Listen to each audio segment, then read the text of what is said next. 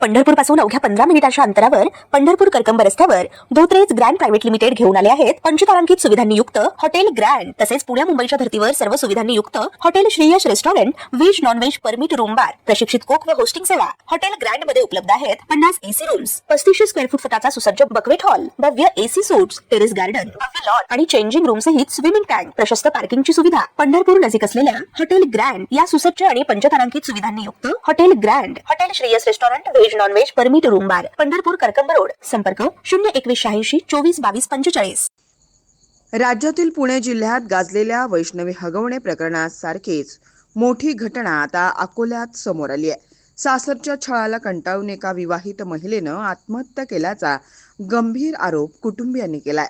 अकोल्याच्या जुने शहर परिसरातील भावना घाटोळे या विवाहित महिलेनं आपली जीवनयात्रा संपवल्याची दुर्दैवी घटना घडली आहे। 5 वर्षापूर्वी भावना यांचा विवाह विशाल घाटोळे यांच्यासोबत झाला होता। त्यांना अवघं 14 महिन्यांचं बाळ आहे।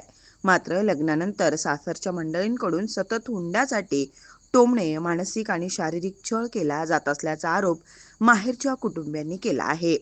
आम्ही श्रीमंत आहोत, तुमच्याकडून काहीच मिळालं नाही अशा शब्दात भावनाला वारंवार अपमानित केलं जात होतं, असा दावा तिच्या वडिलांनी केलाय।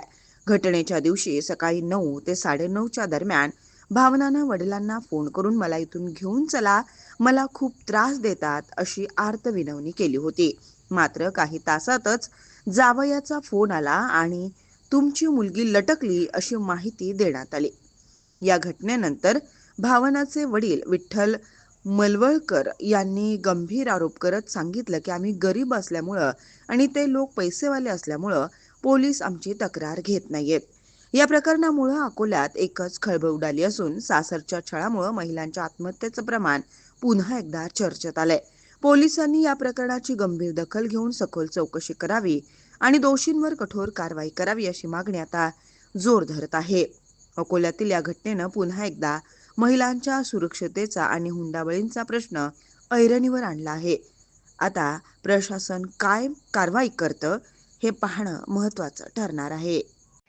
ताज्या घडामोडी पाहण्यासाठी आमच्या YouTube चॅनलवरील PVR म्हणजेच पंढरी वार्ता या न्यूजला सबस्क्राईब करा आणि शेजारील बेल आयकॉनवर क्लिक करा।